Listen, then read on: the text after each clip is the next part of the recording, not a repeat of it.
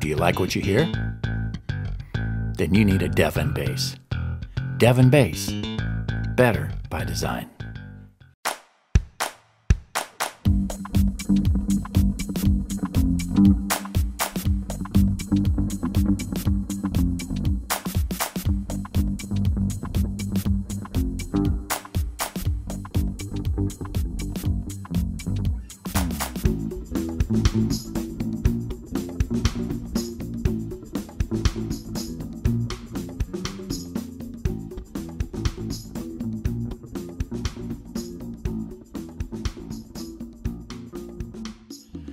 Greetings and salutations, my friends. Welcome to another exciting episode of The Emerging Composer. Tonight's interview is going to be with a gentleman by the name of Donny Tesso out of New Mexico. He's a professional bassist, record producer, songwriter, teacher, etc., etc., etc. A marvelous musician, a good friend. And I got to tell you, it was hard to stop at the 1 hour mark when we were talking to each other. Time just flies when he and I get together to talk. I hope you enjoy this interview as much as I did.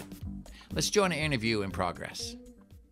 Folks, welcome to another episode of The Emerging Composer. Tonight is a brand new friend of mine named Donny Tesso. I met him during the pandemic. He ran a bass hang where we would all dial in and chatter and carry on and do all sorts of stupid bass conversation stuff. And it was a welcome. It was an oasis in the midst of a desert time. It was awesome. Yep, So, sure was. Let's meet the man, the myth, the legend. Donny, just Donny go who ahead and introduce yourself. Tell us about you. Okay.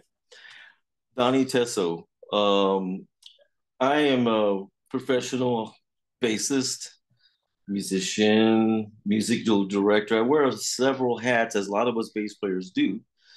And I'm originally from a small town in Arizona called Yuma, Arizona, my hometown. But I've been in the high desert of Albuquerque, New Mexico since 1988. So I've been here for a long time. And it's been a nice, what would you say, a nice stay. I didn't think this would be a place for me for a long time, and it ended up being I call home. And so there's so much to say because I'm old, and where the heck do we after I just said what I said, we're being here in Albuquerque. I'm I would call myself still self-taught, even though I've had a lot of studies in the music, but it's been on my own, Mm-hmm. books. I even have just for the heck of it, I picked up the Carol Kay book not long ago at a book sale, and that takes me back to high school or maybe even before high school. Anyway, but I still consider myself self-taught, and I've been playing for a long time. I started playing when I was 8 years old, the bass, and all I wanted to do was play bass guitar. And I didn't want to play drums, anything else. I wanted to be a bass player. It's kind of, that's what I wanted to do. So here I am, 50 years later, whatever the math is. I don't even want to think about it. So I hope that kind of tells people what I am and who I am. So, well, the interesting thought that occurs to me is most bass players I know became bass players by accident and backed into it and found out they loved it. My story was I was in high school. It was my freshman year in high school. And Mr. Hope, my band director in concert band, said, "We're starting a jazz band in January. I need a bass player." My former best friend named Greg Gauker raised my hand into the air, and before I could jerk it back down, Mr. Hope said, "All right, Paige, you're my bass player. Have a bass come January." But Me and Greg had words.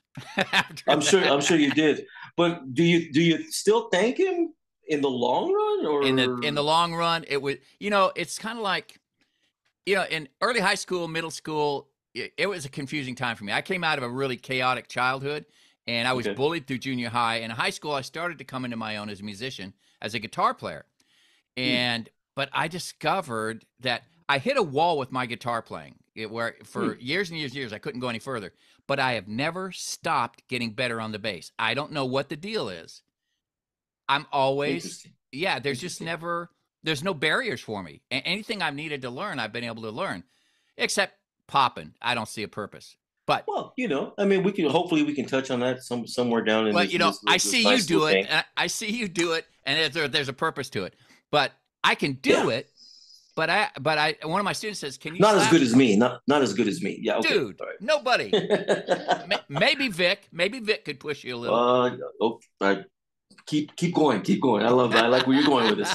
Maybe Vic, maybe Marcus. But Yeah, just I've always been. I consider myself a blue collar worker. I play what needs to be done. The only formal music training I had outside of high school was at the Armed Forces School of Music, where you have 6 months and they shove you through their program and they jam like 3 years of music school in you in 6 months. wow, Um, wow, wow. I practiced tuba 20 hours a week. I practice electric bass 30 hours a week. We have 40 hours a week classroom instruction, which included concert bands and lessons and all that kind of stuff. And when I got Damn. there, yeah, when you're 6 months of that, and that's 7 days a week, 7 days a week. Something good's bound to happen. Oh yeah, it's like. But the funny thing was when I got there, I cheated my way into the Armed Forces School of Music. I'm not ashamed to say it because I thought it was a pretty good scam. But there was a Navy band playing at Great Lakes where I was in school going to aviation electronics stuff. And I didn't even know there was a Navy music program. So I heard about it. And I played bass in high school. So I thought I'd stop over and talk to him. They said, well, we're giving auditions today. Why don't you grab an instrument, sit down, let's see what you got. Well, he says, we're gonna look at your sight reading first. And he put this piece of music down called Get It On. Okay. It was a big tune back in the 70s, right? And Okay. he says, Like, let's get it on. no, let's Get It On. It's like a horn band, like a Chicago type Okay, thing. gotcha. Okay, But okay, it sounds familiar. yeah, it's like the horns go ba-da-dum bum bum ba-dum-dum da-da-dum da-da-da-da-da-da-da-dum one of those type of things, right? Gotcha. Well, I said, no, never seen it before. Dude, it was my band's theme song for 4 freaking years, right? So I played the bass part for it. And I said, I bet I could do the horn parts too. So I played the horn part. And so they think, oh my God, he's a wonderkind. He's a legend. He's a genius. So Prodigy. they send me off to the Armed Forces School of Music. And I go in there and I'm one of 5 players that's going to go through that cohort. And I sat down in front for the incoming audition. And this time the instructor put real music that I never seen before in front of me. Oh. Yeah, right. The gloss starts coming off. And after that incoming audition, he looked at me and says, Dag, I'm glad I got 6 months to work with you. I think I can pull you through this course. Well, I think he's full of crap because everywhere I've been a big dog on the porch, right? Yeah. So me and 5 bass players, we go out there and I listen to the other 4 bass players. They're playing in different situations. And I quickly realized that out of the 5 bass players, I'm the 5th best bass player. Okay. And so after 6 months of hard work, dedication, and multiple hours of practice, I graduated 5th best bass player. I never made it out of the freaking basement. Then I get out of that. After all that work, man. After all that work, dude. And now it still helped, obviously, but right. I get out to my first show band, Navy Show Band West, Treasure Island, California, and I'm in a big band. We're doing a big band chart, Love for Sale, Buddy Rich's tune. Love for Sale, yeah. Right. And the bass chart was about 5 pages long, walking quarter notes, no rest. So it wasn't the like the fake book version. You were doing like the score, the score. Okay. And it, you know that thing that's clips. Doon, doon, doon, doon, doon, doon, doon, doon, doon, doon, doon. It just moves, right? The drummer stops. It's very very quarter note-y, but very fast. And not a lot of not the same notes. Exactly. Okay. So the drummer stops. His name was Dale Vanderpool. I caught up with him 30 years later, and he apologized. But but he stopped the band. He looked at me, and he played. His drums were like he had like oak sticks, like oak branches. A big meaty guy, and he pointed a stick at me. and said, "What's your name, son?" I said, "Well, it's Garwood." He said, "You drop another beat like you just did back there in Measure 47, I'm going to shove this thing so far up your butt, you'll be spitting splinters. Are we clear?" Whoa. So I think, he's just kind of hazing the new guy, right? I look over at the trumpet section, and everybody in the trumpet section is going. Pay attention. I Wow, I dude. was in Dude. I was almost in Dude. tears. Yeah, I'd be in tears. Okay, I admit it. So, So but that but bass guitar is my love, but then I laid it down for 20 years because I got burned out, and so I didn't get back into playing again till like the 90s. I don't know if I remember you saying that in the past. I don't know if you ever did. I don't remember that. Nah, Yeah. I don't say that much, but Yeah. Yeah. that's but the thing is I lost my love for music, and I was so burned out. I hated the thought of it, and I started playing again in churches, and it's like all of a sudden this fire got lit in me again, and I started Hmm. playing and started working it, and I've been playing, I've been practicing steadily since about the 90s, and I stopped gigging about 5 years ago because this stuff's too heavy. This Gotcha. Gotcha. amplifiers, it's too heavy. I got you. I understand. So Believe me. I do studio gigs now, and I'll sit in a couple places, but Yeah, I saw I some of the don't stuff. do yeah I don't do show bands anymore. I don't do club gigs. I was in a blues band for several years that I absolutely adored, and my health issues got in the way of that and had to back out. But so that was Yeah. one Yeah. thing that the thing that you started, the bass hang, was so cool Uh-huh. for me because I just turned my back on all my gigs, and the pandemic hit. I got Right. diagnosed Yeah. with congestive heart failure at the beginning of Okay. that. Yeah. Yeah, Okay. and Okay. then I basically was on house lockdown for like 2 years, getting my health in order. Yeah. So the Okay. only Okay. contact I had with musicians was kind of that bass hang you did, and dude, Gotcha. I Gotcha. that did a lot of good. That did a lot of good. You know what? And that was the intent, Paige. It was like if you didn't capture what the intent behind it, of course it was during COVID and there it was like a Friday night, you Hmm. know, and I'm sitting probably where I am now, my keyboard in front of me, and it was probably 7 o'clock my time, about the time I would, start getting pretty, taking a shower and everything. Anyway, Yeah. but it was going like, I don't have a gig. And I've been used to this for Right. so many years, especially a Friday. Come on. I mean, having a Friday off is like crazy. And we had lots of Fridays off. Yes. So it just literally popped in my mind that what would it take for me to get my mind off of stuff, still be connected in some form of music content. Right. And that it popped in my mind to do something like this, like a Zoom thing. Uh, thank God have a lot of good friends in the industry, and some pretty famous guys, as you know, Hmm. that we all got a chance to talk to. Let me reach out and started reaching out to these guys and say, would you be interested? Once I got a couple of probably Dink Cook and Yep. gosh, I'm trying to think who else did I contact. One of the very first ones, Roberto Valli, maybe. I just it's kind of slipping my mind right now. But I knew I had a host of guys I could contact, and I contacted a lot of them, and we talked to a lot of them. But it was that need for some kind of hang, a Yep. musical hang, even though we weren't playing bass. And I think that was one of the best things about it because it never ended up being a clinic. Yeah. It wasn't like if we had, like Dean Cook or what's the guy, Al Turner plays with Hmm. Earl Clue. It was never, it was never It wasn't a classroom. academic. It was Yeah. never academic, but we all learned a lot. Well, And it's so funny yeah, now. Dink plays for what? Toby Keith. Toby Yeah, Keith.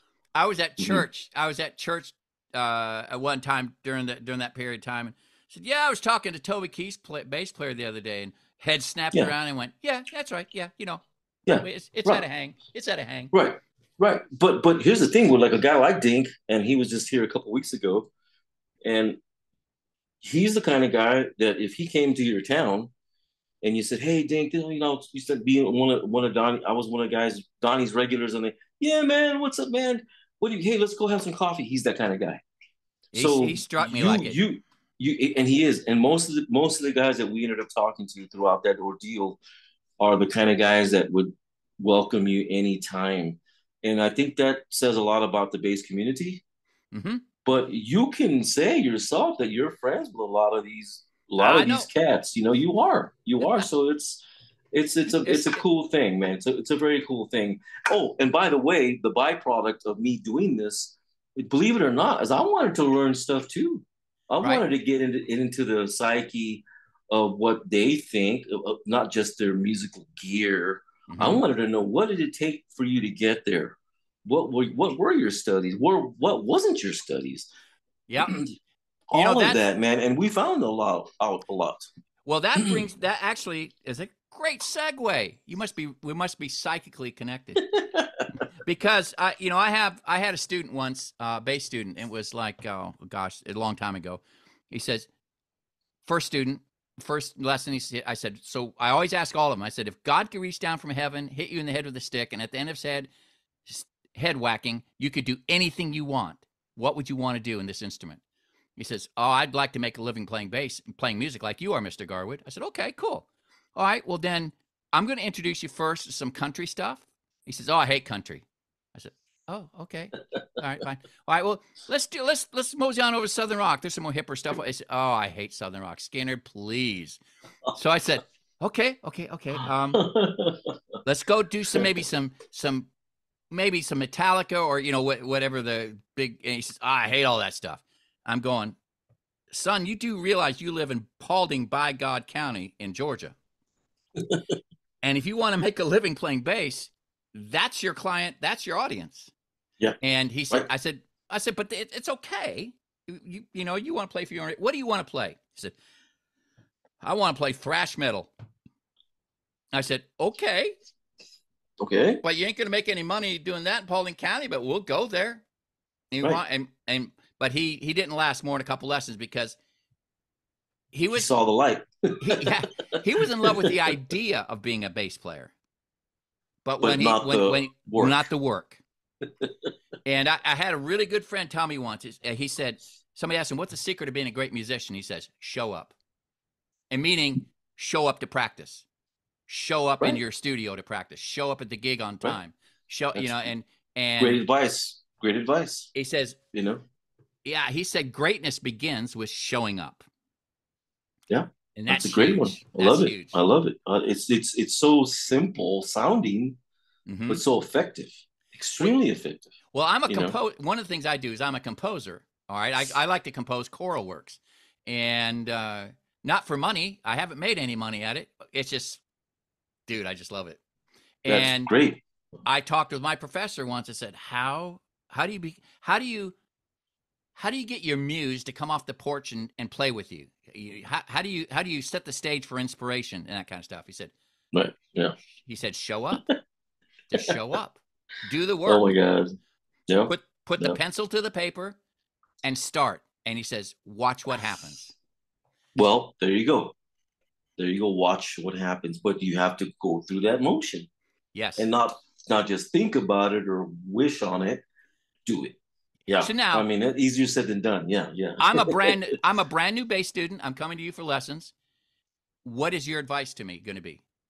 Oh, And that's I that's want to be able to play in a band. okay.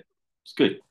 We first of all, what I would do, and I do this, it's kind of protocol for me, is I invite the potential student to come to, whether I'm here at my house or another studio that I have that I do rent, is the initial meeting, the not just the phone, the Mm-hmm. personal meeting, and watch that person. And I don't care how good or how bad, watch them play, make music, make noise. I can get a look at their everything from their posture to watching their foot. Do they tap their foot when they're playing?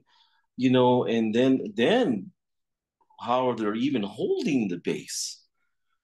Little things like that tell me a lot about where I think I need to go. Right. Okay. So once I see some of that stuff in the first 5 minutes, maybe it's like, I think one of my next questions for the most part is, where do you see yourself in 5 years? Sometimes I say 2 years, sometimes I say 10. Kind of probably depends on the person's age, Right. that I'm talking to. And believe it or not, I find out a lot with that last question. Mm-hmm. Where do you want to be in 5 years? And they're usually going to tell you, well, I want to be on stage. Like you just said, okay, I want to be on stage. Okay, so are you ready to learn how to play bass? And what I'll say is, that's not my saying, but in the real world, bass in the real world Yes. is not like other people think. But I also think that in the real world means like more people can get there. Yeah. In the real world, we're not going to be the fancy YouTube sensation. We're going to be that guy that's bread and butter, makes Yep. everybody sound good, and they don't know why. Yep. It's like, that's where I want to take my people. If they want to go beyond me, I welcome that. Yes. But Paige, I don't like jumping to conclusions. I don't like to go like, I just want to slap, want to learn how to slap. I've had a few of those because it's hard to turn down the money. Right. You go like, well, I guess I could show this guy, but he doesn't understand what he's slapping.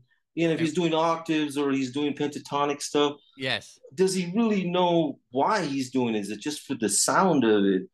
You can't do that on every song, can you? But those guys usually weed themselves out.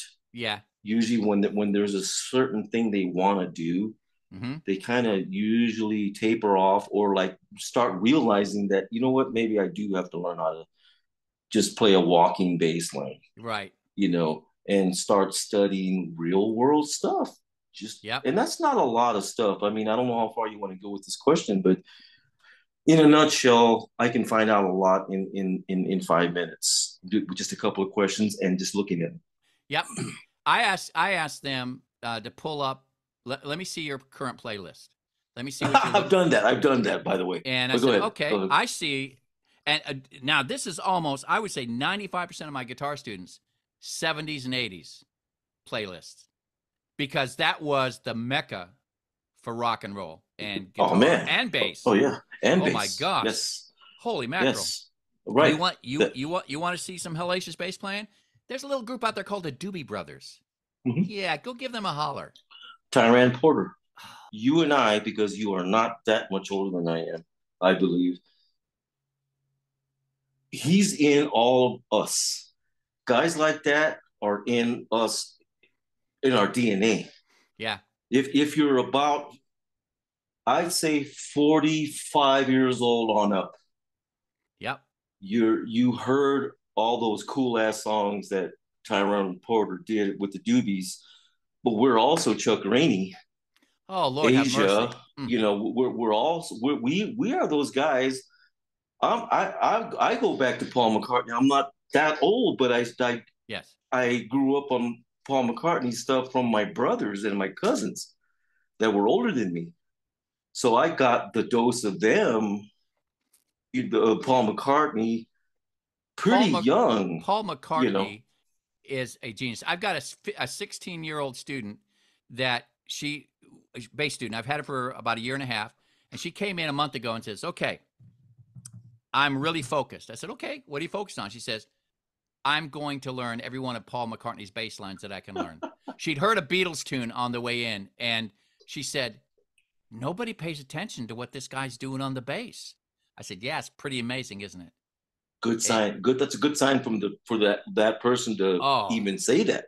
and what's really cool, and I told her, I said, "Now this is going to be a great place to leapfrog to teach you music theory, because Paul is a very melodic bass player, Yes. and he isn't Yes. just a root 5 player. Now Right. she can handle the root 5. She plays in a church worship band, so she's Mm-hmm. familiar with pop music and styles, Mm-hmm. and she has an incredible sense of time. Oh my goodness. Awesome. Yeah, Awesome. every Awesome. bass teacher needs a That student like helps. this one.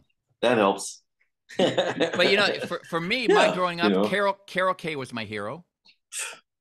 Before you knew who it was her, though, Yes, sir. right? That's a That's right. fact. The That is a same here. fact. Yeah. Or same with James Jamerson.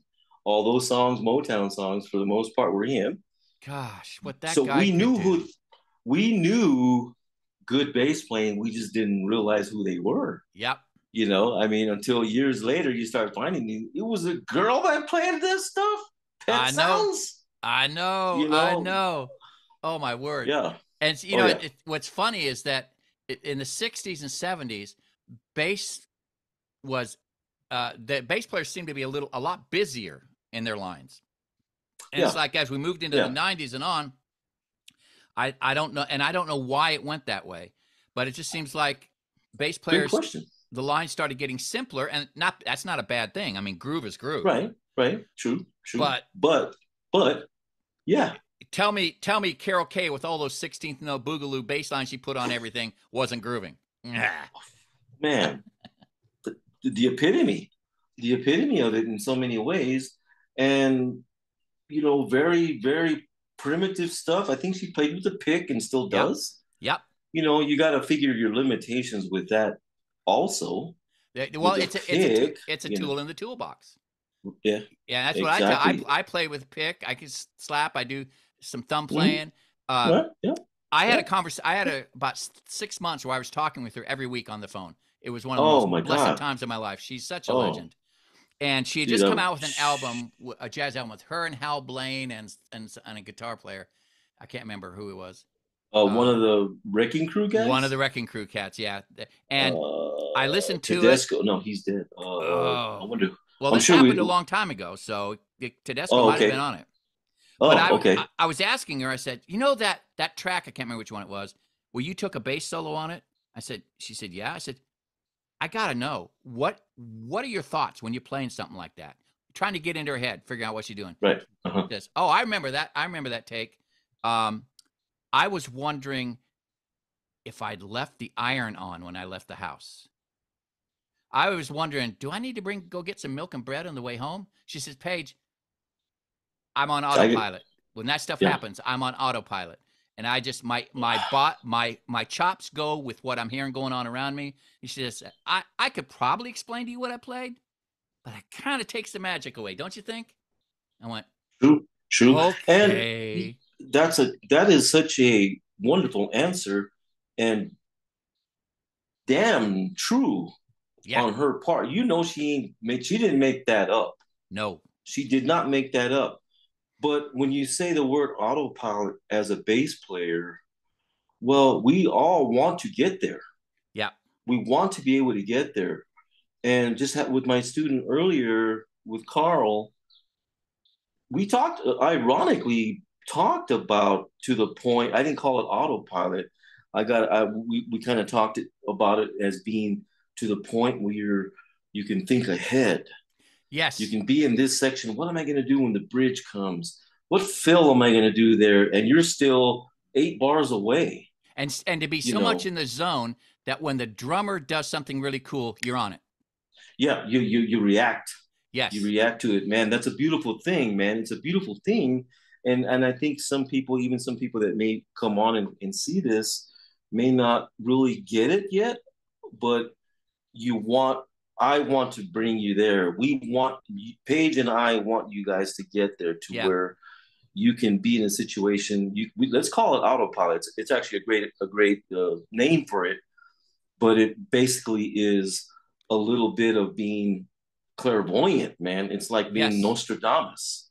Yep. And It's it's like predicting the future. yeah, and it's I And then, worked with a blues band, the Rhythm Raiders, and their drummer Charlie Korch and I. The first rehearsal, it was like he and I had been playing together for 50 years. It was so freaking magical. I quickly caught on. He's a really big guy, but he has a really light touch on the wow, snare, and wow, I started to catch on about how he would set up his fills. And he had this one really cool triplet fill, like we go travel around, and I could hear him setting it up. And when he set it up, I was able to do like a triplet thing with him on the bass. right, And he looked at me and just right, went, ah, ah, ah. And right, we both had that googly moment where it's right. like, oh my gosh, you read my mind. But Yeah, that only comes yeah, from experience and putting right. in the time, Mm-hmm. and like what we talked about at the very beginning of this, showing up, Yeah, doing the work. no, exactly, Paige. That says so much, and the dedication. It really takes that. I mean, I've been blessed to be teaching. Probably one of these days I'll look at my tax records. It's probably somewhere in the neighborhood of 12 to 15 years. Mm-hmm. Various, music stores and private studies. Probably closer to 15 years. And you know, well, what am I trying to really say here when it comes to the teaching part about bass? And it is, you can't think of it as anything else. I think if you think of it as a guitar, you're gonna find out it's wrong. Uh-huh. I think you can't, and you understand this because you play guitar, and Yes. you also understand that you have to put it on a different helmet when you put your bass on, Yep. because you can't think like a guitar player does and play bass. No. Now I lost my train of thought. Where else were we going with this? God dang it! We're talking about being in the moment, being on autopilot, and the work it takes to get there. But yeah, it is that to get there, the dedication, like you Yeah. said, be there, show up. Now, Well, you do. what's really You funny, literally have to. I've It's been it's playing guitar for over 50, 55, 50, maybe, let's say I'm 67. So, yeah, okay. 56 years I've been playing guitar. I've been playing bass 50 years. Mhm. Okay. And when I went out and got a six string, I had a 6-string bass, and I thought, just to make life easy, I'm going to tune the bass. Instead of BEADGC, I went EADGBE, right? Oh my God! So I thought, Don't so edit then I that can. out, man. I know. Wait a minute. This is hilarious because I'm an experienced player, and I thought that way I can take all the forms and patterns I know on my guitar True. and just move it to the Yeah. bass, right? Right. Oh, yeah. Dude, don't ever do No. that, No. because I went out on a gig like that, and Oh. it was like I had never picked up a freaking bass before. Oh my After the God. first set, I threw that in the case, pulled out my Fender P bass, and got back to work. Yes. Yes. You quickly found out that can't happen. No, you can't do it. You basically, as like I said a little earlier, I honestly think you can't go into bass thinking guitar, No. thinking piano, thinking trumpet, whatever, Mm-mm. because the role of the bassist is kind of simple, but it's so not simple. No, it's like You know what I mean? It's simple, but it's covertly tough. well, and the You know? reason I believe the reason is because of the psychological aspect of it. The bass player is not supposed to be the star. Yeah. Now, I had a guy tell me once. He says, Paige, if you're in a really grooving band and the guitar player walks off the stage, people are still dancing. The Yeah. drummer can walk off the stage, people are still dancing. The piano player can walk off stage, people are still dancing. If you're doing your job as a bass player and you're the last one on the stage, they're still dancing. But let the Yeah. bass player walk off stage once, and Done. it's like a stack of cards falling Gone. in. Gone. And It's the truth. It is the truth. Some people will say, well, the drums are the foundation. Well, okay, I can agree with that, but then I say the bass player is the nails that that's holding holds it together. Mm-hmm. yeah, or with the glue, with the mortar Yep. holding So go ahead and tell sure, the drums could be the cement, Yeah. they could be the floor, they could be the dirt. You But know what I'm baby, saying you here? need the nails. You need You the still nails. need what's going to hold it all together. I'm not sure which one of the guys that we had talked to over the years and during the COVID with my bass hang, and I'm sure you were part of it. Somebody had said that it's like a bear hug. It's that Yes. we have to. Can you edit this out again? I got to get Yep. this door. Oh, go ahead. Absolutely. I'll go around. I'll go around. You gonna go around? Okay. Sorry. Well, A bear hug. I was Think talking of it, with but think of it. The bear hug. yes. I think I tell my students, man, you gotta hug everybody in that place. You do a crazy fill, and now you're starting to lose the bear. You're starting to lose the hug. People they want the base. We do that. That's what we do. We hug everybody, man. Oh, I love it. We can't lose that hug. The Yeah. minute we get too busy or lose our place, everything's our hug isn't as tight as they want it. Yeah. You know, I mean, and it wasn't me that said that. I can't remember who it was, but it's one of the people that we've talked to in the Yeah. past that said it's like a bear hug. Well, you know, But it is. I tell my students that the bass student, especially the bass guitar, is the ultimate servant role. If you're doing your job, you're gonna play in such a way that make the drummer's job easy. All right, you're kind of gonna dance with this kick drum. You and the drummer and the kick drum, you're gonna play with each other and you're gonna dance with Yep. each other. So you're gonna Yep. help the drummer do his job. And if you and the Yep. drummer are doing your job, then whoever the lead instrument is, a singer or a lead guitar player, they can relax and Right. do their job. And Right. and everybody will focus on the lead singer or the lead guitar player because they're out front. But dude, they're We not know doing that. what they do if we ain't doing what we do. That's right. But look at the responsibility, man. How many students have you had, or even potential students that go, "Oh, I didn't realize bass is this hard. Yeah. I figured it's got four strings, the guitar. I couldn't play the guitar. This only has four. So maybe I can be a bass player." And boy, how long does it take for them to find out, like, what we got to do? What bass player does what? Notes? You What mean do you mean I got to know notes? we can't play chords? And yeah. So yes, yeah. It was. I remember one time I had uh, somebody asked me what the and I was serious when I said this. I said, "So what's the hardest gig you had?" So that's easy. Church music. They said, "Why? It's pop tunes." I said, "I know, but you're with a different set of musicians every week because most churches have rotating musicians."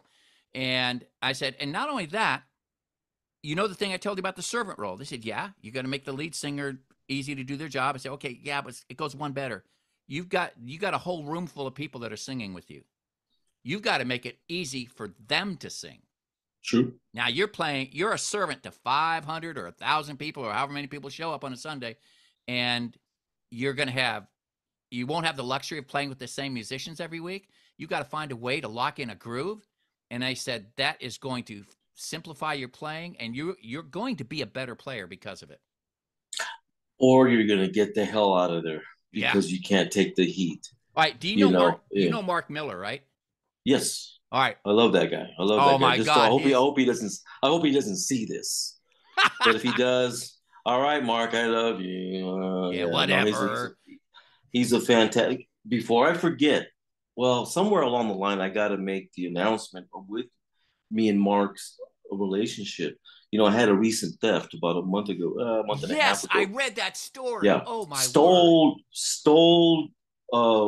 Speaking of tackle box, stole my tackle box, which Oh. had my amplifier made by Ike, EICH. That's the German company, and my T900 was in there, plus some microphones, cables, my MXR envelope follower, a nice bag, and they just rolled out with it somewhere somehow, and in a big auditorium. Anyway, Mark catches wind of this, and privately he says, "Man, I can't let you go without a quality amp," because I was borrowing amps because I had to borrow. I mean, I have a backup. It's a RB 800. Yeah, but The that's a workhorse. tank. Yes, and I'm not that I can't handle it still. It's just that it's requires, what's the plug? It doesn't even have speed cons. You have to have a special cable for it. Right. Blah blah blah blah blah. You can buy amp it or not buy amp it. It just doesn't fit me other than an emergency. Right. So I borrowed amps, from some of my students. Blah blah blah blah. And Mark says, bottom line, to make it short, he gave me a Mark Bass little 800. I think it's what it's called. Those things are sweet. Sent it to me, and I tried hard to pay him. He said to pay it forward, Donnie. Pay it forward. And you know the kind of guy Mark is. That's the kind of guy he is. And even with all his health issues, and that's a bass. Well, look what bass players do for each other. I'm telling you, he's pure okay, gold. So yeah, so that's my homage to Mark, and what a beautiful soul, and a great dude, and a fan. God, he's gonna see this. Oh, he's an okay bass player. Yeah, he's all right. He does all right. He's all right. For a short bald guy. Yeah. But it's fun. Yeah. What were we gonna say about I it? got back into playing bass, and we had a couple bass-a-paloozas. That's what a bunch of Christian bass players would get together, descend on some poor sucker's house, spend 3 days there, eat all their food, trash their house, and jam and play and have clinics and all that kind of stuff. Well, I met couldn't him do one that. of these, and I met him and I and Beatty just became the Oh. three musketeers. Oh Those my are God. 2 of my favorite people on the planet. And Oh. so I'd started back to playing, and I studio gigs, and I got booked into this album, Christian album, and I couldn't find the pocket if I had a flashlight and an Indian guide. It was the most Okay. embarrassing, and I fired myself from the gig. I told the Wow. guy, I said, Wow. I'm not going to screw your album up. And Wow. I gave my name to another player that could do it. I went home, and I told my wife. She said, "What happened?" I said, man, I just stank the joint up. I just don't understand what happened. And I had a recording of when I played Navy Band San Francisco. I says, I used to be good. I don't get it. And I put this recording on. And as we're listening to this recording, my wife looks at my face, and my face is dropped. She says, what? I said, oh my God, I sucked then too. I was rushing like a frickin' freight train, right? So I get on the horn. Now I'm in Conyers, Mark's in Seattle. I get on the horn to Mark. I said, Mark, this is the deal. And he said, okay, I got a solution for you. But if you're not going to do it, don't call me back because I don't have time to waste. He and I have always had that kind of relationship, just straight shooting. I said, okay, what's the deal? He said, you play in a praise and worship band, right? I said, yeah. Sunday when you go in, I want you to play only the root of every chord. None of this fancy happy hand stuff that you like to do so much because I am known for that. Okay. And he said, I want you to play the root of each chord, and I want you to listen to what the kick drum is doing and mirror that rhythm. Play just the root and the kick drum rhythm. I said, whatever. So, but I did it. I did it. And then after the service was over, the worship band always met in the back in the green room to discuss what worked, what didn't work, and problem. And I went back in, and the whole room was abuzz. Wow, that was tight today. Oh my gosh, we have never sounded so good. That felt amazing. What was the difference? And I'm in the back room going, ah. How can this be happening? Yeah, exactly. I was the reason we sucked. This is not supposed to be happening. I know. I'm playing root notes. Damn it. But that was pure gold. And it finally lit in my brain this thought about, I've always heard it, never believed it, and now I bought into it. Groove isn't everything. It's the only thing. Yeah. And the purpose for music, pop music especially, is for the audience's enjoyment. Right. And in order for them to enjoy it, there's got to be a pocket. Right. And dude, the bass is in the smack dab middle of that thing. Without it, you don't have it. Exactly. You don't have it. You have a pocket with holes in it. Yep. So, and I played at a perimeter church one year where they were doing a big band thing, and they were doing a big band Latin version of Lord, I Lift Your Name on High, and it was a new tune at that time. So that tells you how far long ago it was. But it was I got there early, and the chart Latin was just, version. Yeah. You said Latin version. Yeah. Okay. And it was like, I got there early with the drummer, who was a great drummer. I said, hey, man, let's work up something really cooking for the groove for this thing. So we did, worked up this really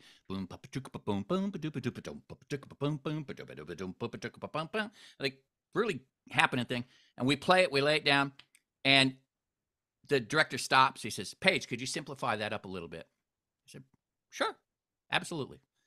You're paying me $500. I'm in. There you go. There you go. So I simplified it up a little bit. He stopped. He said, can you come up here for a minute? Will you chord reach? I said, sure. So I went up. He said, look, here's what I want you to do. I want you to play a simple bossa pattern. Boom, boom, boom, boom, boom, boom. And he says, and then he leaned over really soft and said, and watch the trumpet section. Because the trumpet section had a hit just on the end of beat 4 of the opening part, right? Okay. And it's like, and the drummer clicks it off, and I just start just laying it, boom, boom, boom, boom, and you could see that whole trumpet section go, yes, pow, yeah, right. And they were able to nail it. And he stopped. You were getting out of their way. Yeah. Yeah. Okay. He stopped the band. And he says, "Do you get it?" I went, "Right. I should be paying you for this lesson." Yes, that was a lesson. That was a lesson. And he was a Yeah. good friend of mine, so he was really gracious. He wasn't ugly or anything about it, but um, you know, groove isn't everything. It's the only thing. Well, that's so much truth in it, Paige, and I think I was gifted enough to kind of realize that at an early age without nobody telling me. Hmm. But I don't know if I'm not going to call myself a freak of nature, but I think I realized it without knowing it, that groove is everything. And maybe it's because I enjoyed playing. I think the reason why is most of my early career, I was copying everything. Most of it, unless, of course, it was jazz band and that stuff where it was, you played the ink, You're right. but most of my life up until then was learning Creedence Clearwater, Yeah. learning the Doobie Brothers stuff, learning Peg, learning September by Earth, Wind and Fire. Yes. So I had to learn it the way verbatim. I thought, I said the people want to hear it the way it was on the radio. Right. So I've always had a thing for that, whereas I wanted to play as close to the recording as possible. But it wasn't until years later that I started wondering, like you asked Carol Kay, I started asking to myself, what was Verdine White thinking of when he was playing September or Hmm. any other the incredible hits. Plus, he's dancing all over the place, and playing incredible. So I think I knew about groove early on, and teaching it to some of my students. Well, it's a task. Some people want to play a lot. Yeah. They want to play, and I'm kind of going, well, then maybe you just need to get into a band that just creates their own stuff. You guys are Yeah. be a jam band and just play whatever you want to. Or do you want to make some money and make some money and Yeah. then see where that leads you to? And part of You it know, also you know. comes to mind is that when I have students like that, it's usually because they're heroes of whatever instrument, guitar, or bass they're playing. Yeah, They're right, listening to the Petrucci's. They're listening to the Yngwie Malmsteen, and right, right, dude, I totally get you want to play like that, right. but you're 14 years old. Yeah, yeah, And yeah. and my bass playing idol going up, other than Carol Kay, was Jocko and Stanley Clark. Okay, And I had to okay. play. I was in a band that we played Return to Forever stuff. Wow, And wow. I remember the bass part for So Long Mickey Mouse. I remember sweating every time we had to play it. And then Oh Spain. Oh, man, and then Spain. Spain. Yeah, right, right.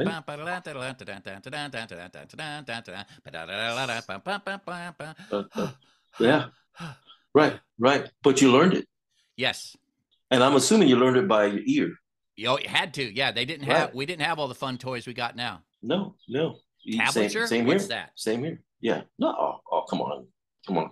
Don't even get me started on tablature. Don't even get me started on that. You can put Mark on that one. uh, well, it's so. I tell my students, they said, "Well, where's the tab for it?" I said, "We're not going to do tabs, son. You either use your ear, or we find standard notation. I'll write it out for you." But Yeah. I said, "You're going to have to learn standard notation at some level." They said, "Why?" I said, "Money." Because there's going to be some gigs. Now, you don't need to read standard notation for a lot of the gigs that you and I do, Hmm. but there are some that you do. If you're playing an Yeah. orchestra pit gig, Right. if you're Right. playing a movie score, Right. uh, some studio sessions, Right. um, you're expected to know Right. this stuff. Right. Right. Right. So all and they're probably going, I do? Well, okay. But again, as an instructor, I call myself a coach, Paige. Yeah. Yeah, yeah, I think I'm an instructor slash teacher when the student is very, very new. Hmm. But at some point, all my students become my players. They become proficient enough where now You you can know, coach. yeah. Now I want to coach them into the World Series, and win Yeah. it, by the way, win the World Series. And if we don't, we got to come back next year. What do we got to do to regroup? What do we got to Yep. do to win it next year? You know, and I, but I also look at myself as a player coach because I am. I'm Yep. still playing You're still playing. and coaching. So, I often refer to myself as a coach, Yeah, a base coach. I have several students that have turned corners, and my relationship with them is as a coach, like what you're talking about. And I had one of them come in, gosh, a couple months back, and said, "Mr. Garwood, I was listening to some classical music the other day." I went, "Oh, okay, another corner turned." I said, Yeah, "So what were you listening to?" Bach's Cello Suite in D minor, first movement. I went, bum bum ba da da ba da. He said, "Yeah." I said, "Can we do that? Can a bass player do that?" I said, "Oh, yeah. stud. Let me show you Yeah. a couple recordings." And Wow, he got so excited. And what he's done, wow. he's taken this thing and he's not doing it totally as a classical piece. He's putting his own spin to it, but he learned it Hmm, first. And hmm, now he's doing almost like hmm. the yo-yo ma thing where, even though the whole thing is like straight eighth notes, yo-yo ma goes boom. And he just it Yeah, yeah, stretches and contracts. yeah. And this kid is Nice, having nice, he does not see jazz, rock, anything. He sees pretty music. And nice. he says, "Can the bass play pretty music?" I said, "Son, you're about to Yeah, find out." yeah, yeah. Yeah. Yes, yes, you can. Yes, you can, and you can still retain the bear hug. Yep. You got to You keep the know, hug. I love yeah, that. I am yeah, writing that down. yeah. Bear No, hug. no, man. You have to keep it, bro. Is because the minute we lose the bear hug, we lose everybody. Yeah. We lose their interest. We lose their whatever you want to call it. It's a bear hug, man. Yes. And we are the ones that administer it, Yep. or we're also the ones in charge of losing the bear hug. All right. So Lot now let's Lots of responsibility. for this last segment, I would like to talk about what life is like with Danny Tesso. Like, how busy are you? Oh, busier than a one arm coat hanger. So it's like sometimes literally. I think blessed to say that I'm maybe one of the busiest bassists in my region, Mm-hmm. which is very vast. I'm again Albuquerque, New Mexico, and it's vast out here. Santa Fe, Denver's not that far away. El Paso's not that far away. So Right. I'm kind of like in a pretty good section of land Right. that I kind of call it when in Spanish they call it tierra, which means land. Right. My tierra, my area, Yeah. my land, whatever you call it. So busy for me. A typical week. I'll just use last week. Okay. Well, of course, teaching most days, but not all day long. Mm-hmm. Okay, most days because I can adjust my schedule because sometimes my students need to adjust their schedules. Right. And I do every Thursday evening a blues jam where I'm in the host band that plays the first set, and then from there on it goes on, and they use my stuff, blah blah blah, all that. I've been doing that for like 5 years, and it's a good fun. It's fun, and that's why I still do it. Mm-hmm. Okay, so my now the weekends, if I have a weekend off, it's pretty dang rare, knock on wood. But I do have a couple of bands. I have an R&B band, I guess a dance band that does mainly like the casinos. The casinos out here are pretty prevalent, and but to play the casinos, they kind of want boom, boom, boom, Bruno Mars. They kind of want that stuff. Right. So I formed that band years ago where I'm the leader. So at one given weekend, I'm playing Friday and Saturday, just like this last weekend at a casino. Friday 9 to 1 a.m. Get home at 2 a.m. Get to bed at 3 a.m. Wake up, do teach that next day. Easter Sunday, I had a jazz gig at the same hotel, the same casino, but 9 stories up. And that went from 10:30 to 3:30. That's a long brunch, let me tell Mm-hmm. you. Yeah. But it was a very good paying gig. So was the weekend because this is what I do. I don't have a job. I hate to say that, but I'm a professional musician. That's my job. It's a job, believe it or not. Someday you'll grow up So and become responsible. someday I'll do construction or something. But so my Thursday, Friday, Saturday, and sometimes Sundays are pretty almost always playing somewhere all my life. Mm-hmm. My days in Las Vegas, Nevada, in the '80s, sometimes with 6 nights a week and long 12 midnight to 6 a.m. I remember that shift at the Whoa. Mint. 12 a.m., 12 p.m. Is that p.m. then? No, Or AM. is it 12 a.m.? It's a.m., yeah, to Yep. 6 a.m. Ooh. That's how long we played for a couple weeks at a time. You get home, you get off work, and people are jogging, and you're going home to go sleep. It's like something's weird about this, isn't this? Isn't this weird? Anyway, that was Vegas, and I'm glad I did it because I learned a lot of stuff there. But busy is, I think I'm one of the most busiest guys that you might know. Mm-hmm. Um, but it's by design. Because I can play this weekend. Okay, this week Thursday's the jam session. This weekend I have a country gig that I put together. Okay. Country, I'm talking country, man. I'm talking like Loretta Lynn country. Nice. All the way up until the new stuff by Jason Aldean's and all these. Mm-hmm. Well, because I can, and I happen to like it. I like country music. That's a Yep. lot of Route 5. But when you got people around you that are killing it, and you got your in-ear monitors in, you kind of hear it and you go like, I don't have a problem with just going boom, boom, boom, boom. I hear the train coming. Yeah. I kind of don't have a problem with that. Is Yeah. it simple? Yeah, but I gotta still have my bear hug to everybody. It You grooves and know, people are you know, dancing. You've done your job. and they're dancing, they're clapping, and the band is going, yeah, the guitar player gets to show off, okay, and all that stuff, But um, Dude, I had a student once in class. I taught a music appreciation class, and I yeah, mentioned country music, and this kid said, "Now he wasn't a rude kid. He wasn't one of those, uh-huh, but yeah, he was honest. He said, I hate country music.' I said, oh, yeah, really? I said, uh-huh, okay, stand by. yeah, Got my iPad out. I pulled up Hurt by Nine Inch Nails. I said, I want you to listen to good. this. They heard it. They listened to it. I said, okay, you know where I'm going next. Yeah, I said, all I right, do. now I want you to listen to Johnny Cash's version of it. Okay, And when Johnny Cash was done, it was like we were in church. There was a holy hush, right? Because Johnny Cash kills that tune. right, And yeah. I said, all right, what do you think about that? And he said, I still don't like country, but he said, but I like But I that. like that. And I Yes. said, all right, well, then you and I are on the same page. I don't like bad Yeah. country either. I Right. don't like There you bad go. jazz. I don't like bad pop.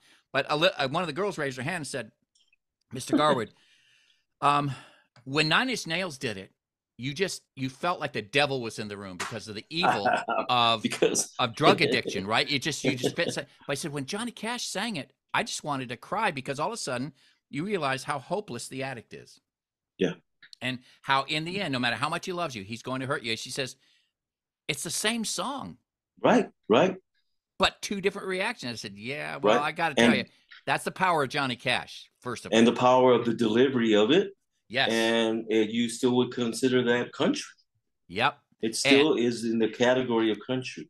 and You and know, and the piano was slightly out of tune, and there was a cello in it, and a simple yeah, guitar, yeah.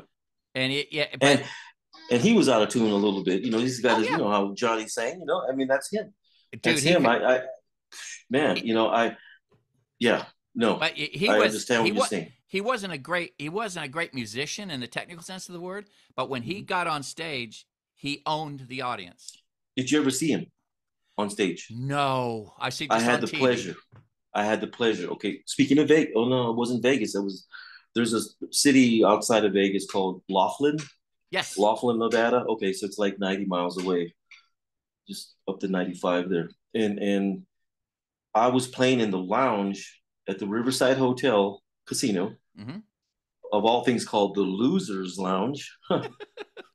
The gambling mecca, one of the gambling meccas of the world.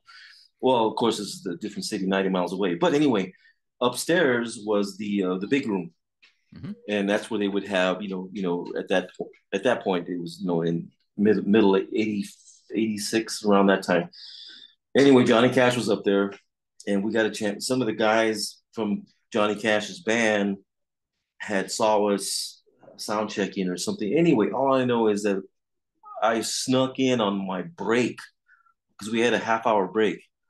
I went through the Elvis entrance, man. I went through the kitchen and all that, and I Yeah. found a door because I didn't want to have to pay it again. I found a door and I opened it up.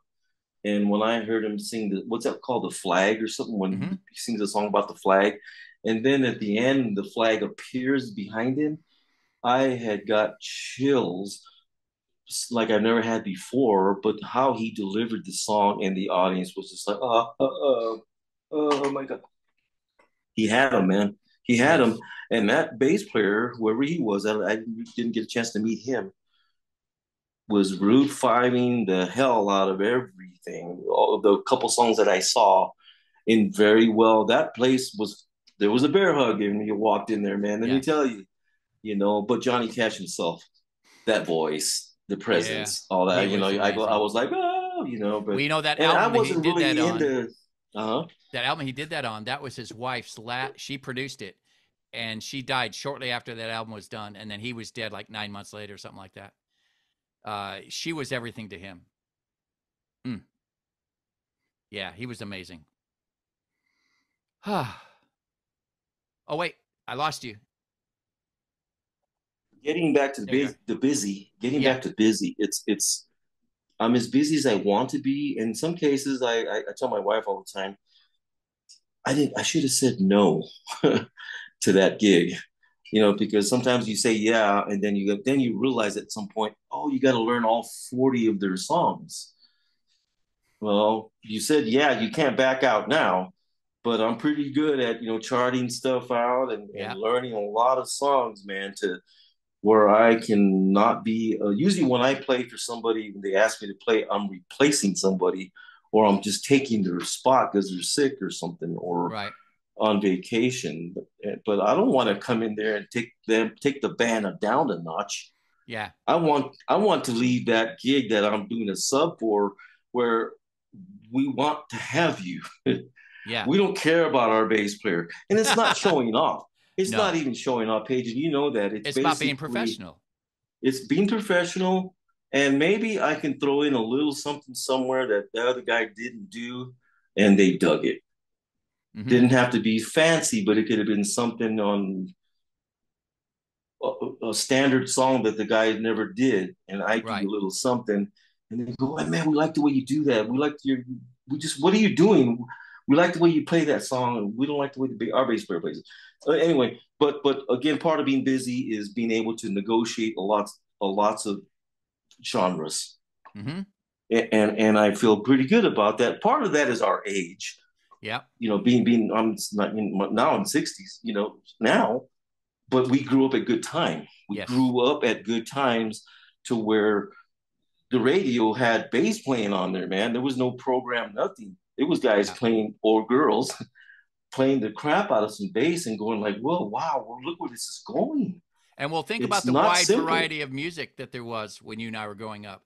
You think back man. in the '70s, you had the rockabilly, you had Creedence Clearwater, you had the Stones, the Beatles, then you had the Hornman, Chicago, Blood, Sweat and Yeah. Tears. Then You you had had Elton John, oh my gosh, yes. the guy that played with Elton John. What was his name? D. Murray or something like that. Listen to some of that shit, man.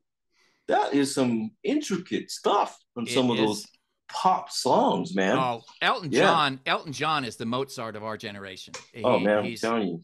and if you I don't believe me, then you haven't been listening to any of the Disney Yeah, scores. man. That's basically in the genius territory to me. Genius gets thrown around too much to me, but there are some people that are geniuses and need to be recognized Yep. as that. And I think he's one of them, Elton John. I think so. Oh, he's But amazing. yeah, man. Yeah, yeah. What Well, else you got there, buddy? dude, we're about at the end of it all. I just can't believe Doggone time has it. flown by so fast. It's just that's how bass players are. I know That's how we are. we can talk, right? Yeah, we sure can. Too much. Shoot a couple things, man. Because I want your audience to like get something from this more than what they're getting, All as right. much as possible. Here's a gear related question. I heard I was Mm-hmm. watching one of your interviews when you were being interviewed for some bass magazine, Hmm. about 4 or 5 years ago, I think.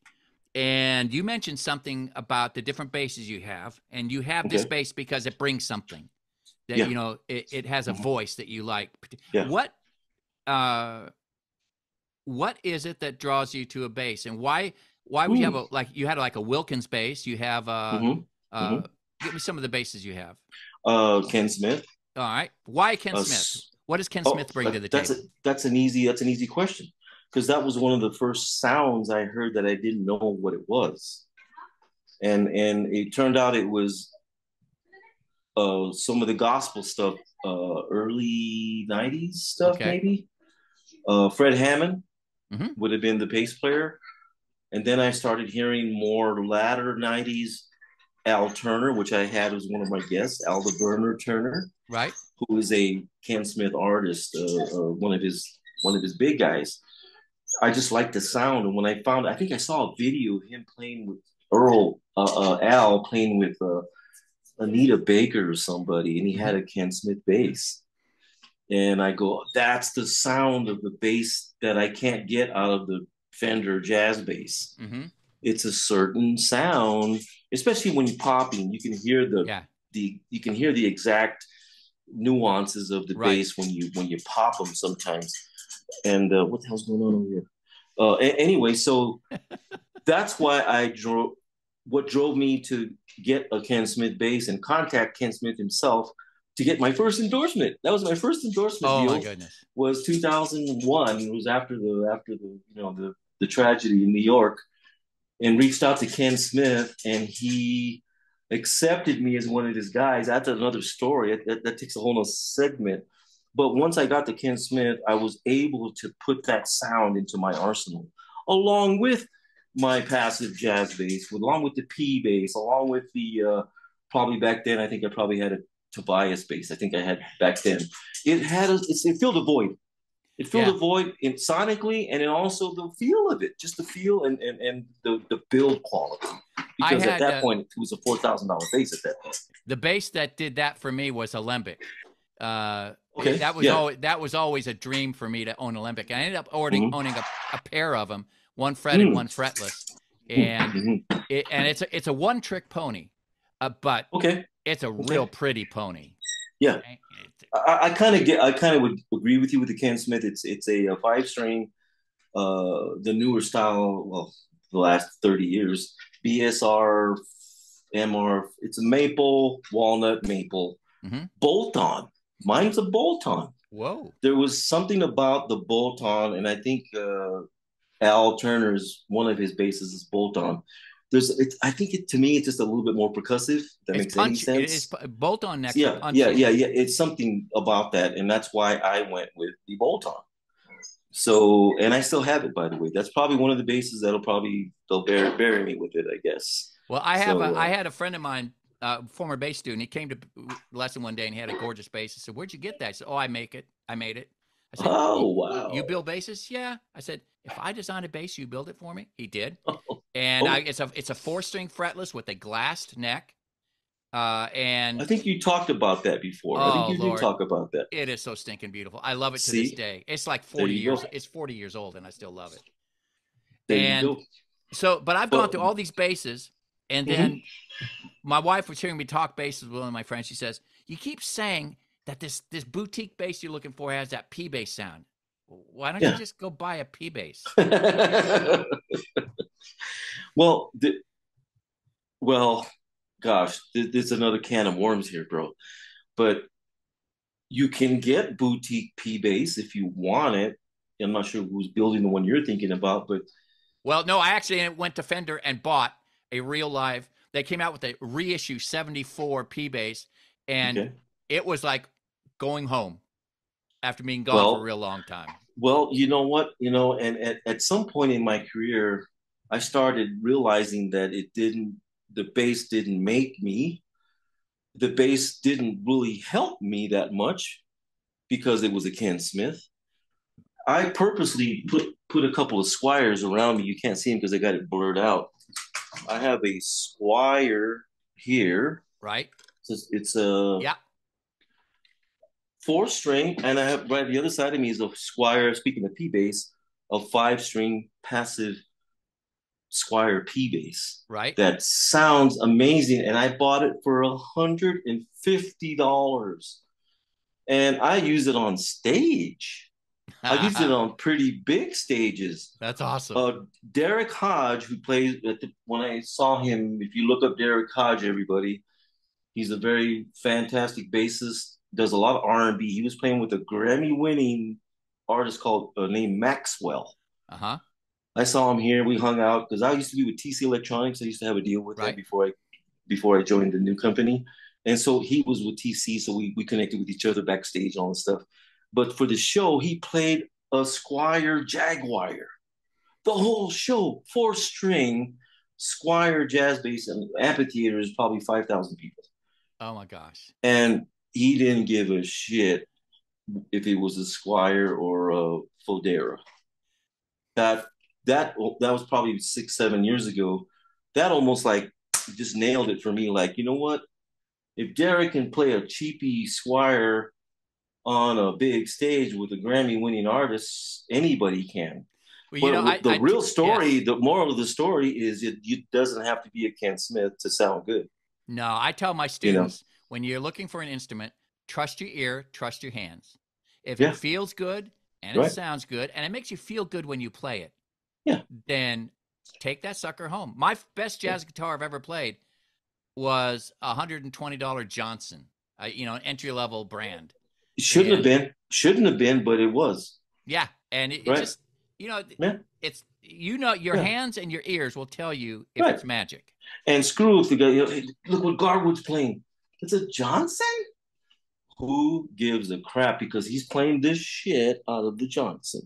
Okay, yes. So pun intended. But it's going back to that interview with the magazine. It is that certain bases do give you a certain thing for a certain application. Mm-hmm. Yes, I do. That's why I think I have 15 or 12 or 15 bases. I don't play them all at the same time, but I reach for one when I'm doing a certain thing. Yeah. And it makes me feel comfortable. Now, do you do much session work, studio work? Yeah, I still do. I'm lucky, man. Again, because being a chameleon of being able to play the Latin stuff, the country stuff, the R&B, the jazz stuff, being able to read pretty good. Probably not nearly as good as you, Paige, but enough to where if I with the chart long enough and there is ink, if I have enough time, I can figure it out. Mm-hmm. It's just hard. The sight reading on the spot is like, unless it's really simple, then that's a good thing. But on the other side of the recording session work, I've been able to do a lot of producing too. So I'll play bass on the project, whether it's a 1-song project or a full album. I'll probably do all the bass on it and also arrange and produce it. So that keeps me busy, and I think bass players are good at that. I think we're good at putting stuff where it belongs. It's funny you mentioned that because a lot of my bass player friends have become composers. Stanley Clarke has written film scores, and that's what I do. Marcus I compose. Miller. And me too. Bass, me too. It's the foundation of every chord, and so you build a house from the bottom up. And it's amazing to me. A lot of bass players have gone in that direction.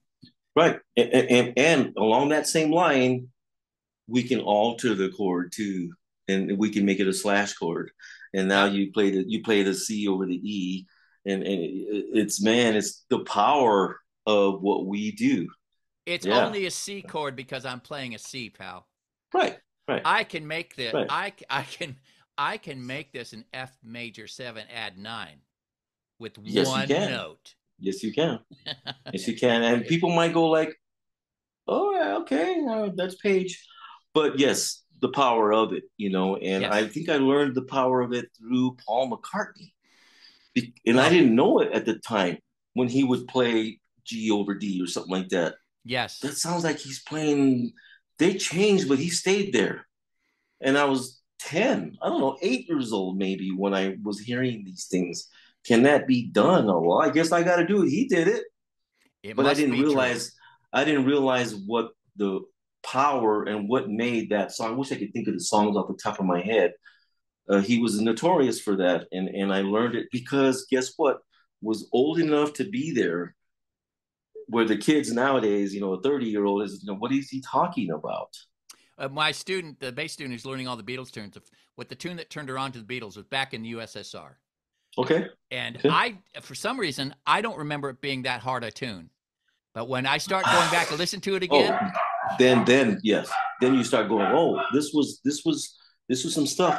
And remember, Paul McCartney was doing some of those cool ass bass lines, and what was he, 21 or something like that? and he was playing the bass upside down, Right, backwards. He right. played backwards. Wrong. It's all Everything's wrong. wrong.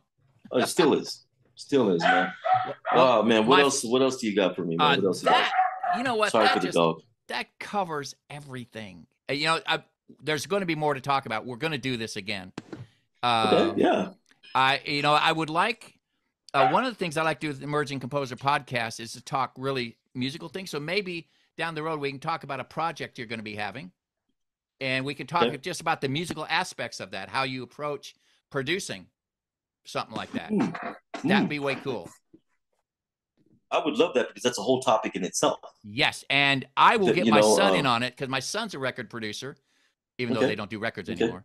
But he's a multi-instrumentalist, and he's a professional music teacher. He teaches elementary school music, and he's going to be teaching high school choir, I think, soon, maybe. I don't know. Nice. But he's produced several albums for people. He finished an album for an American Idol finalist.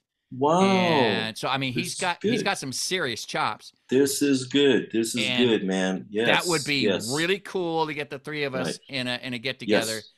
And then I just back out of the way and watch you two guys just go at it. Hey, man, awesome. I'm here. I love to geek out on bass. I think you already know that, Paige. You do too. And hopefully your listeners will want to dig in even more sometime, because there's so many things that we can't cover because there's not enough time. But I want to be able to one time, if you need to. One of the big questions people ask me was how did Tesso, Donny, like people call me all kinds of things. Just don't call me late for lunch. Yeah. Dude, that joke was old in the 70s. Yeah, I know. I know. But there's some good ones, but I can't really say it because you have to edit it out. You got to bleep it out. Yeah. Endorsements. I mean, we talked about Ken Smith. People always ask me, how do you get the endorsement? Because I have a few, and I'm just lucky or gifted, whatever you want to call it. But that's one thing we could talk about. Yes. More about gear. Yes. 4-string, flat wound strings. Oh, in-ear monitors. There's so many things we can touch on in the future that I'm immersed in. I see you got a new set of in-ears that you're using. I saw you show that. That was my latest endorsement deal with Juicy Ears, a young company that they reached out to me because they knew I would like them. And I know the guy that's behind it, Hugo Sanchez, and he has a place in LA called Juice's Music Shop. Anyway, he reached out to me and sent me the 5-driver ones that I use now. And I was using West Tone, which is a very well-respected in-ear monitor company for many years. Not that I didn't like their monitors, I just like these monitors, the Juicy Ears, better. Simple as that for me. And it's now that being an artist for Juicy Ears, I'm able to pass on stuff to my buddies. I have a discount code. So if somebody, hey man, I like those in-ears you're using, I can pass on a discount code to them because I can, and plus help build the company who's been around for 5 years only, So there's those things that getting endorsements. Paige has been, you're working for them. I've always looked at it as I endorse them. Right. They don't endorse me. Mm-hmm. I don't like to say that I'm endorsed by them. No, I endorse their shit. Oh, excuse me. That's why I'm using it. That's why, and that's why I sought out some of the, like with Kerry Nordstrand, with Nordstrand, I sought out purposely because I wanted some pickups. Luckily, Kerry brought me on as an artist. And I got what I needed. And I talked to people about it being an artist with, Kerry Nordstrand. Yeah, there's so many things we can talk about that, Yes, we need to. in the future, man. But I appreciate the time, Paige. It was good knowing you, getting to learn about you, Oh, over the COVID likewise. thing. I've Yeah, wanted it to was a do good this thing. thing. I wanted to do this for a long time to get to know you better. And Yeah, yeah. I this is only we'll need to do this again. Yeah, yeah. Well, we have the mutual people with Mark Miller and Beatty. Though just right there, we already know each other even Oh my more. gosh. Beatty. Oh, yeah. That's a whole. Yeah, Don't put him on. Don't put him on. Don't. I'm going to be interviewing him soon, but he said he gave me a fair warning. He says, "I don't know if it's autism or if I'm just rude." And so I said, It's both. It's both. I think it's more rude than anything. I think it's more rude than anything. And he might use the autism as an excuse. I don't know, man. That's a great guy and a great player. Just a Yes. great guy, man. We talk fairly often. If we don't talk on the phone, it's texting, Right. and it just covers everything, man. It covers everything. I talk to So him. I text or talk to him a couple times a week, and okay, he is one of the guys. You go through life. You have a handful of friends that you could honestly be any way you want with them, and they take you exactly as you are. And yeah. and if I'm in a dark alley and I'm in danger, I want that big man behind me. There you go. There you go. I'll take that. I'll take it because I think he might be able to beat me up. Maybe. Maybe. Maybe.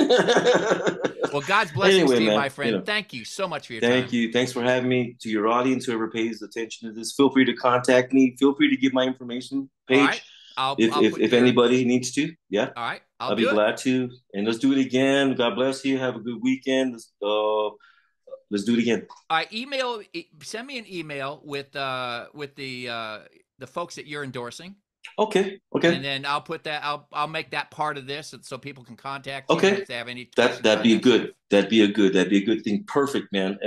So if I don't have your email, just send it to me I somehow, will. and I'll get that to you. And if Yeah. any of your Yeah. folks like their juiciers, Hmm. I'm doing working up advertising. I'm doing a thing with um, Devin Bases. Devin. Yes. Yeah. I did a commercial for him that puts in the front of this stuff. And if any of those guys would like something like that, just to tuck into these discussions of ours, I'll be more than happy to do it. Yeah. Devin is great stuff. I had one of their pieces for they just lent it to me, Uh-huh. Devin. I'm sold. I'm sold. I don't have one at this Have you point. seen the new stuff he's coming up with the Yo, yes, plug and play yeah, pickups, plug and play yeah. But preamps? Holy just crap. on the spot. Are you kidding me? Yes. Yeah, man. That guy is something else. He's on a different. He's. I think he's not from here. No, he's Yeah, honestly he's not from here. he's proof that aliens came to Earth and had babies with humans. Exactly. Devin Smolin, I love that guy. He's been very good to me over the years, and it's a shame that I actually don't have one of his pieces right now, and I need to do that because they're wonderful and they're not that crazy expensive like some other stuff is. Nah, So yeah, he's yeah, pure yeah, gold. All right, my yes, friend. yeah. Well, God's Okay, blessings to okay. you, and Thank you, man. Same to you. I'll see you a little further up the creek. Let's do it. Bye. Okay. See you, everybody. Bye. Well, I hope you enjoyed that interview with Donny Tesso as much as I did. He's a good man, and he's worth getting to know. I've listed his contact information here with his permission. If anybody has any questions, they want to get a hold of him and talk to him, you can find him on Facebook. Plus, you can email him at this address. I hope you have a fabulous, fabulous day. Until next time, this is Mr. G, the Emerging Composer. I'm out of here.